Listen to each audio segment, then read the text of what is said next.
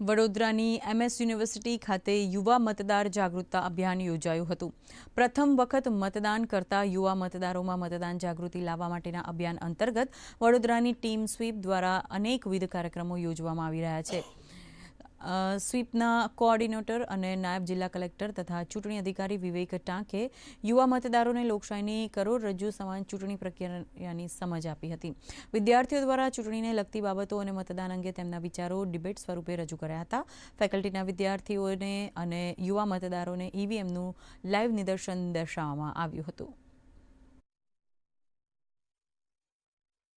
આજે MS university ખાતે commerce અને મેનેજમેન્ટના સ્ટુડન્ટ દ્વારા ટોક શો તથા ગ્રુપ ડિસ્કશનનું આયોજન થયેલું, જેમાં મુખ્ય વિષય હતો કે વોટિંગ અવેરનેસ કેવી રીતે વધારી શકાય।